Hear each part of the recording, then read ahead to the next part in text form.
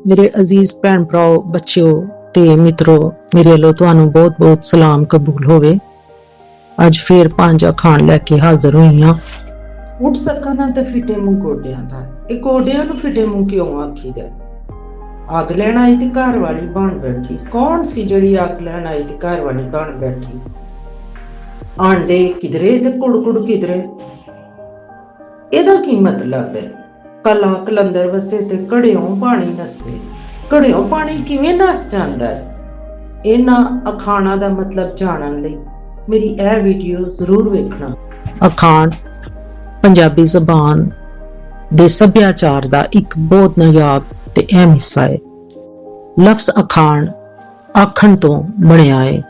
ਅੰਗਰੇਜ਼ੀ ਵਿੱਚ ਇਸ ਨੂੰ ਪ੍ਰੋਵਰਬ ਕਹਿੰਦੇ ਨੇ ਤੇ ਉਰਦੂ ਵਿੱਚ ਜ਼ਰਬੁਲ ਮਿਸਲ।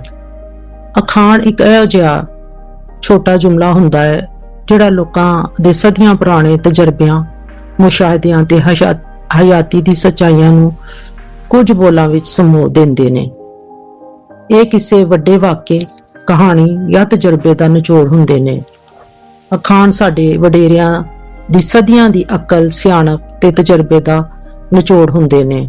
ਸਾਡਾ ਪਹਿਲਾ ਅਖਾਣ ਹੈ, ਮੱਤ ਦੇਣ ਵਾਲਾ ਮੰਦਾ ਤੇ ਹੱਥੀਂ ਦੇਣ ਵਾਲਾ ਚੰਗਾ। ਇਹਦਾ ਮਤਲਬ ਹੈ ਕਿ ਇਨਸਾਨ ਨੂੰ ਮੱਤ ਯਾਨੀ ਨਸੀਹਤ ਕਰਨ ਵਾਲਾ ਤੇ ਨੇਕੀ ਬਦੀ ਦੱਸਣ ਵਾਲਾ ਬੰਦਾ ਭੈੜਾ ਲੱਗਦਾ ਹੈ। ਖਾਸ ਕਰ ਨੌਜਵਾਨਾਂ ਨੂੰ। ਉਹ ਸਮਝਦੇ ਨੇ ਕਿ ਉਹਨਾਂ ਨੂੰ ਮੱਤ ਤੇ ਨਸੀਹਤ ਦੀ ਕੋਈ ਲੋੜ ਹੀ ਨਹੀਂ, ਤੇ ਜਿਹੜਾ ਬੰਦਾ ਉਹਨਾਂ ਨੂੰ ਪੈਸਾ ਧੇਲਾ ਖਰਚਾ ਪਾਣੀ ਦੇਈ ਰੱਖਦਾ ਹੈ ਤੇ ਉਹ ਉਹਨਾਂ ਨੂੰ ਬੜਾ ਚੰਗਾ ਤੇ ਸੱਕਾ ਲੱਗਦਾ ਹੈ। ਹਾਲਾਂਕਿ ਜਿਸ ਨੂੰ ਤੁਹਾਡੀ ਭਲਾਈ ਤੇ ਚੰਗਿਆਈ ਅਜ਼ੀਜ਼ ਹੋਵੇ, ਉਹ ਚੰਗੀ ਮੰਦੀ ਤੋਂ ਰੋਕੇ ਟੋਕੇ ਤੇ ਉਹ ਹੀ ਅਸਲ 'ਚ ਤੁਹਾਡਾ ਖੈਰ ਖੁਆਹ ਹੁੰਦਾ ਹੈ। ਮਾਂ ਪਿਓ ਇਹ ਕੰਮ ਕਰਦੇ ਨੇ ਤੇ ਬੱਚਿਆਂ ਨੂੰ ਇਹ ਰੋਕ ਟੋਕ ਚੰਗੀ ਨਹੀਂ ਲੱਗਦੀ, ਤੇ ਘਰ ਜਾਂ ਬਾਹਰ ਦਾ ਜਿਹੜਾ ਬੰਦਾ ਨਸੀਹਤ ਦੀ ਬਜਾਏ ਰੁਪਿਆ ਪੈਸਾ ਜਾਂ ਤੋਹਫੇ ਤਾਇਫ ਦਿੰਦਾ ਲੈਂਦਾ ਰਹਿੰਦਾ ਹੈ, ਉਹ ਉਹਨਾਂ ਨੂੰ ਚੰਗਾ ਲੱਗਦਾ ਹੈ। ਲੇਕਿਨ ਕੁਝ ਚਿਰਾਂ ਪਿੱਛੋਂ ਉਹਨਾਂ ਨੂੰ ਪਤਾ ਲੱਗਦਾ ਹੈ ਕਿ ਅਸਲ 'ਚ ਮੱਤ ਦੇਣ ਵਾਲਾ ਹੀ ਚੰਗਾ ਤੇ ਸੱਕਾ ਸੀ।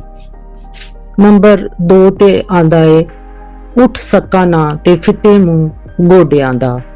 ਇਨਸਾਨ ਹਮੇਸ਼ਾ ਆਪਣੇ ਨਾਲ ਕੋਈ ਬੁਰਾਈ ਦਾ ਜ਼ਿੰਮੇਦਾਰ ਹੋਰਾਂ ਨੂੰ ਸਮਝਦਾ ਹੈ, ਤੇ ਇਹਦਾ ਇੱਕ ਮਤਲਬ ਇਹ ਵੀ ਹੈ ਕਿ ਜਦੋਂ ਇਨਸਾਨ ਬੁੱਢਾ ਤੇ ਕਮਜ਼ੋਰ ਹੋ ਜਾਂਦਾ ਹੈ ਤੇ ਪਹਿਲੇ ਵਾਲੀ ਸਿਹਤ ਤੇ ਚੱਲਣਾ ਫਿਰਨਾ ਨਹੀਂ ਰਹਿੰਦਾ, ਤੇ ਉਹ ਇਸ ਕਮਜ਼ੋਰੀ ਨੂੰ ਕਬੂਲ ਕਰਨ ਤੋਂ ਝੱਕਦਾ ਹੈ ਤੇ ਉਮਰ ਨਾਲ ਵੱਧਦੀ ਕਮਜ਼ੋਰੀ ਨੂੰ ਕਿਸੇ ਉਜ਼ਵ ਦੀ ਕਮਜ਼ੋਰੀ ਜਾਂ ਬਿਮਾਰੀ ਕਹਿ ਦਿੰਦਾ ਹੈ ਕਿ ਮੇਰੇ ਲੱਕ 'ਚ ਦਰਦ ਹੈ, ਮੇਰੇ ਗੋਡੇ 'ਚ ਪੀੜ ਹੈ, ਫਲਾਣੀ ਜਗ੍ਹਾ ਢਮਕਾਣੀ ਜਗ੍ਹਾ, ਇਸ ਵਜ੍ਹਾ ਤੋਂ ਉਸ ਵਜ੍ਹਾ ਤੋਂ।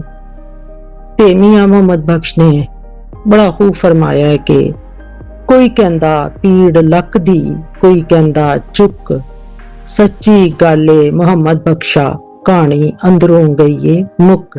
ਯਾਨੀ ਬੁਢਾਪੇ ਵਿੱਚ ਗੋਡੇ ਕਿਤੇ ਰਹਿ ਜਾਂਦੇ ਨੇ। ਨੰਬਰ 3 ਨੇ, ਅੱਗ ਲੈਣ ਆਈ ਤੇ ਘਰ ਵਾਲੀ ਬਣ ਬੈਠੀ। ਘਰ ਵਿੱਚ ਮੁਖਤਲਿਫ ਰਿਸ਼ਤੇ ਹੁੰਦੇ ਨੇ, ਮਾਂ ਪਿਓ, ਭੈਣ ਭਰਾ, ਦਾਦਾ ਦਾਦੀ, ਚਾਚੇ, ਹਰ ਇੱਕ ਦਾ ਆਪਣਾ ਮੁਕਾਮ ਤੇ ਦਰਜਾ ਹੁੰਦਾ ਹੈ। ਇਸੇ ਤਰ੍ਹਾਂ ਹਮਸਾਏ ਮਿਲਣ ਜੁਲਣ ਵਾਲਿਆਂ ਦਾ ਵੀ ਆਪਣਾ ਮੁਕਾਮ ਹੁੰਦਾ ਹੈ। ਪਰ ਜੇ ਕੋਈ ਹਮਸਾਇਆ ਜਾਂ ਮਹਿਮਾਨ ਆਪਣੇ ਮੁਕਾਮ ਨੂੰ ਨਜ਼ਰ ਅੰਦਾਜ਼ ਕਰਕੇ ਘਰ ਦੇ ਮਾਮਲਾਤ ਵਿੱਚ ਮੁਦਾਖਲਤ ਕਰਨੀ ਤੇ ਆਪਣੇ ਆਪ ਨੂੰ ਘਰ ਵਾਲਾ ਸਮਝ ਕੇ ਮਾਲਕ ਬਣਨ ਦੀ ਕੋਸ਼ਿਸ਼ ਕਰੇ, ਜਿਵੇਂ ਕਿਸੇ ਪਿੰਡ 'ਚ ਇੱਕ ਬੇਵਾ ਜ਼ਨਾਨੀ ਸੀ ਤੇ ਉਹ ਗਵਾਂਢਣ ਦੇ ਘਰੋਂ ਰੋਜ਼ ਅੱਗ ਲੈਣ ਜਾਂਦੀ ਸੀ। ਪੁਰਾਣੇ ਜ਼ਮਾਨੇ ਵਿੱਚ ਮਾਚਸ ਕਿਸੇ ਘਰ ਹੁੰਦੀ ਸੀ ਤੇ ਇੱਕ ਘਰ 'ਚ ਅੱਗ ਬਲਦੀ ਸੀ ਤੇ ਕਈ ਘਰ ਉਹਦੇ ਕੋਲੋਂ ਅੱਗ ਮੰਗ ਕੇ ਜਲਾ ਲੈਂਦੇ ਸਨ। ਤੇ ਉਹ ਔਰਤ ਜਿਹੜੀ ਅੱਗ ਲੈਣ ਦੇ ਬਹਾਨੇ ਕਿਸੇ ਦੇ ਘਰ ਜਾਂਦੀ ਸੀ, ਉਹਨੇ ਉਹਦੇ ਬੰਦੇ ਤੇ ਪੱਟੂ ਪਾ ਲਿਆ ਤੇ ਉਹਦੇ ਘਰ ਵਾਲੀ ਬਣ ਬੈਠੀ। ਤੇ ਜਿਹੜੇ ਲੋਕ ਆਪਣੀ ਜਗ੍ਹਾ ਤੇ ਮਕਾਮ ਨੂੰ ਵੱਧ ਕੇ ਦੂਜੇ ਦੇ ਘਰ ਤੇ ਹੱਕ ਜਤਾਨ ਤੇ ਫਿਰ ਕਹਿੰਦੇ ਨੇ ਕਿ ਅੱਗ ਲੈਣ ਆਈ ਤੇ ਘਰ ਵਾਲੀ ਬਣ ਬੈਠੀ। ਕੁੜਕੁੜ ਕਿਧਰੇ ਤੇ ਆਂਡੇ ਕਿਧਰੇ, ਇਹ ਅਖਾਣ ਉਦੋਂ ਬੋਲਿਆ ਜਾਂਦਾ ਹੈ ਜਦੋਂ ਕੋਈ ਇਨਸਾਨ ਇੱਕ ਜਗ੍ਹਾ ਜਾਂ ਘਰ 'ਚ ਸਿਰਫ ਰੋਹ ਪਾਣ, ਘਰ ਵਾਲਿਆਂ ਨੂੰ ਪਲਾਲ ਕਰਨ ਤੇ ਜ਼ਮਾਨੀ ਜਮਾ ਖਰਚ ਨਾਲ ਰਾਜ਼ੀ ਕਰਨ ਆਏ ਤੇ ਜਦੋਂ ਫਾਇਦਾ ਪਹੁੰਚਾਉਣ ਦਾ ਵੇਲਾ ਹੋਏ ਤੇ ਕੋਈ ਹੋਰ ਰਿਸ਼ਤੇਦਾਰ ਜਾਂ ਘਰ ਹੋਵੇ ਤੇ ਇੱਕ ਜਗ੍ਹਾ ਸਿਰਫ ਲਫ਼ਜ਼ਾਂ ਨਾਲ ਸੱਕਾ ਬਣੇ ਤੇ ਦੂਜੀ ਜਗ੍ਹਾ ਸਾਰੇ ਫਾਇਦੇ ਦੇ ਤੇ ਉਦੋਂ ਕਿਹਾ ਜਾਂਦਾ ਹੈ ਕਿ ਕੁੜ ਕਿਧਰੇ ਤੇ ਆਂਡੇ ਕਿਧਰੇ। ਤੇ ਸਾਡਾ ਆਖਰੀ ਤੇ ਪੰਜਵਾਂ ਮੁਹਾਵਰਾ ਹੈ, ਕਲਾ ਕਲੰਦਰ ਵਸੇ ਤੇ ਘੜਿਓਂ ਪਾਣੀ ਨਸੇ। ਕਲਾ ਲੜਾਈ ਝਗੜੇ ਨੂੰ ਕਹਿੰਦੇ ਨੇ। ਅਕਸਰ ਕਿਹਾ ਜਾਂਦਾ ਹੈ ਉਹਨੇ ਕਿਲ ਪਾਈ ਹੋਈ ਏ, ਯਾਨੀ ਕਲਾ ਪਾਈ ਹੋਈ ਏ। ਤੇ ਜਦੋਂ ਕਿਸੇ ਘਰ 'ਚ ਲੜਾਈ ਝਗੜਾ ਹੋਏ ਤੇ ਉਥੋਂ ਘੜਿਓਂ ਪਾਣੀ ਨਸ ਜਾਂਦਾ ਹੈ, ਯਾਨੀ ਘੜੇ ਦੇ ਵਿੱਚੋਂ ਪਾਣੀ ਹੀ ਭੱਜ ਜਾਂਦਾ ਹੈ। ਪੁਰਾਣੇ ਜ਼ਮਾਨੇ 'ਚ ਪਾਣੀ ਬਹੁਤ ਕੀਮਤੀ ਹੁੰਦਾ ਸੀ। ਲੋਕ ਦੂਰ ਦੂਰ ਤੋਂ ਪਾਣੀ ਲਿਆਉਂਦੇ ਸਨ ਤੇ ਇੱਕ ਜਾਂ ਦੋ ਘੜਿਆਂ ਨਾਲ ਗੁਜ਼ਾਰਾ ਕਰਨਾ ਪੈਂਦਾ ਸੀ ਤੇ ਬੜਾ ਹੀ ਸਾਂਭ ਕੇ ਪਾਣੀ ਵਰਤਿਆ ਜਾਂਦਾ ਸੀ। ਇਸ ਅਖਾਣ ਵਿੱਚ ਕਿਹਾ ਗਿਆ ਹੈ ਕਿ ਜਿਸ ਘਰ ਵਿੱਚ ਕਲਾ ਕਲੰਦਰ ਯਾਨੀ ਝਗੜਾ ਲੜਾਈ ਹੁੰਦਾ ਰਹੇ ਉੱਥੇ ਬੇਬਰਕਤੀ ਹੋ ਜਾਂਦੀ ਹੈ ਕਿ ਘੜਿਓਂ ਪਾਣੀ ਵੀ ਨਸ ਜਾਂਦਾ ਹੈ, ਯਾਨੀ ਰਿਜ਼ਕ ਤੇ ਪਾਣੀ ਧਾਣੀ 'ਚ ਕਮੀ ਵਾਕਿਆ ਹੋ ਜਾਂਦੀ ਹੈ। ਇਸ ਲਈ ਸਲੂਕ ਪਿਆਰ ਤੇ ਇਤਫਾਕ ਨਾਲ ਰਹਿਣਾ ਚਾਹੀਦਾ ਹੈ। ਇਹ ਸਨ ਅੱਜ ਦੇ ਅਖਾਣ ਤੇ ਉਹਨਾਂ ਦਾ ਮਤਲਬ। ਜੇ ਤੁਹਾਨੂੰ ਇਹ ਪਸੰਦ ਆਏ ਹੋਣ ਤੇ ਤੁਸੀਂ ਇਹੋ ਜਿਹੇ ਹੋਰ ਅਖਾਣ ਸੁਣਨਾ ਤੇ ਜਾਣਨਾ ਚਾਹੁੰਦੇ ਹੋ ਤੇ ਆਪਣੇ ਪੰਜਾਬੀ ਹੋਣ ਤੇ ਫਖਰ ਕਰੋ ਤੇ ਮੇਰੇ ਚੈਨਲ ਨੂੰ ਸਬਸਕ੍ਰਾਈਬ, ਲਾਈਕ, ਕਮੈਂਟ ਤੇ ਜ਼ਿਆਦਾ ਤੋਂ ਜ਼ਿਆਦਾ ਸ਼ੇਅਰ ਵੀ ਕਰੋ।